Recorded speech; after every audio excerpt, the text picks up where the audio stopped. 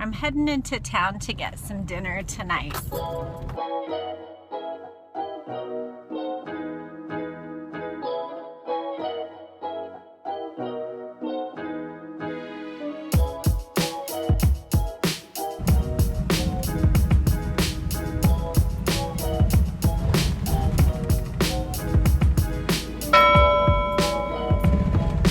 I was just reading a part of Jordan Peterson's book where he talks about basically making agreements with yourself, and how if you do that, you need to keep up your end of the bargain, or else yourself will stop believing yourself and will stop working for yourself, which is an ironic thought, but an interesting thought. And it occurred to me that that's exactly what's happened with this fast. Is I told myself, okay, fast for those 1, 2, 3 days, and at the end of that third day you'll get an amazing steak dinner. But then the minute I went to look up and find, like, okay, what's the restaurant where I'm going to get an amazing steak dinner, I realized, like, that's not actually going to be the end of this path, and that if I keep fasting, it's like, it like took my motivation away. So it's just interesting. I just read that this morning in his book, and I think that's what happened in my soul. Like, this little, like, oh, no steak. I don't know, I was kind of feeling a little bummed, like, am I just giving up early because I'm hungry? And it just hit me that, like, that's when my thought process changed. That was the exact moment when my thought process changed, was like, whoa, I'm not going to get a steak dinner, so then what? And that kind of shifted to, like, well, if I can't do that, then I'm going to have 2 decent meals and still make this an enjoyable time for me while I'm out alone.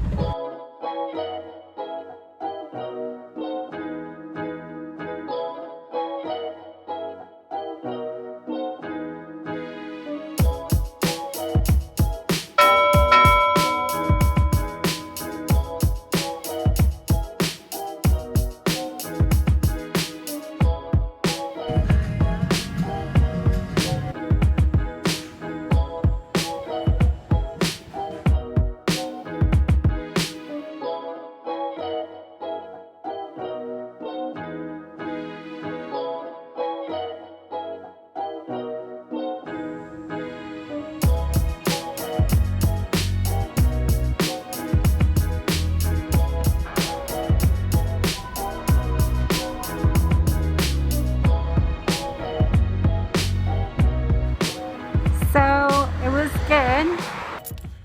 It was a decent steak. I wouldn't say it was great, but it was good. It was beef, and I feel refreshed, and I also feel sleepy. I think it's only like 4 or 5 in the afternoon, but I think I'm gonna go back to the cabin and take a nap.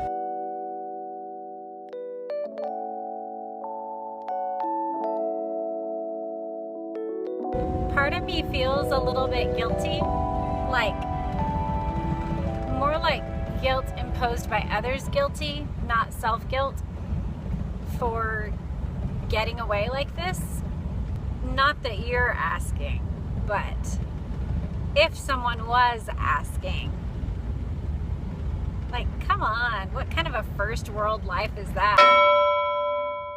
Like, you need an escape from your really, sweet kids and your nice husband and your pretty house and your animals that you have that are doing well. And I would just say, well, number one, each of those things, of course, is affected by the fall. No one has a perfect life, and I try not to present a perfect life because I definitely don't have one. But on top of that, I've come to increasingly believe that the things that God did in Creation Week, but also throughout His ministry and throughout the scriptures, matter. And one significant thing that He did was build rest into the very first week of human existence. And that was beyond the nightly sleep that we get. I have found that times away with my husband recharge our marriage, and I have found that when we take time to, spend time with one child or invest in one relationship, that those things flourish and grow. And this retreat for my soul has literally been like oxygen. I've not ever experienced depression like I have over the last year. I've never experienced loss in the way that I have since losing significant things in our lives. And just, I guess, the same thing that a lot of 40-year-olds face, of feeling the inability of life to provide you with the things that you thought you needed, and thus you find yourself in a position where you have to adjust to a new reality that you didn't pick. And frankly, there's been lots of times in my life where I've had to adjust to a reality I didn't pick, so that's not necessarily new.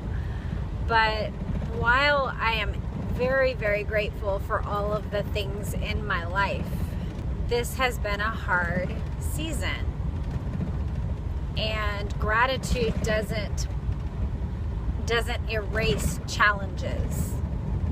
But getting my head up out of the challenges and out of the muck of it, I'm praying will help me re-enter the fray with my head in the game. So that's the goal, is to get my head back in the game and to re-enter the game, not to leave the game.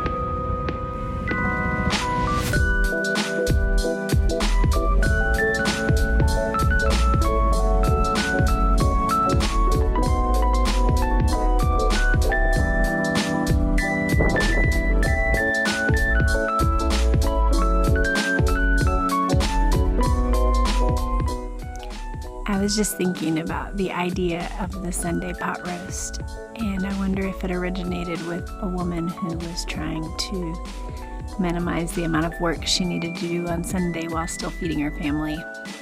Maybe she was like me and she really liked beef. I'm thinking about maybe implementing something like that, because I've heard people have like some of our friends do a fruit and popcorn night on Sunday night. We've done that a little bit, but that's not very filling. It's restful, but not very filling. So maybe I'll try this pot roast and then popcorn the next, like that night or something. But maybe I'll try like a month of pot roasts and see if that makes Sundays more restful. I'm trying to think about if I could implement a day of reading like the one I've had today on every Sunday. Just have it be like go to church and then have a restful day. I think it can make a difference, and I think it could reinvigorate me every single week rather than having to get away like this. Not that this isn't nice, but that way I don't need this to survive. This doesn't become like oxygen. This just becomes an extra boost.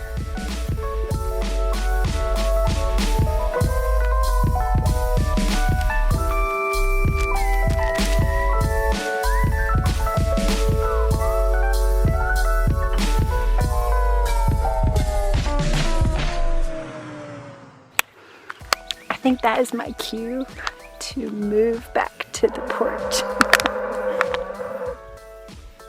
We don't want to have the running of the bulls here in Central Texas.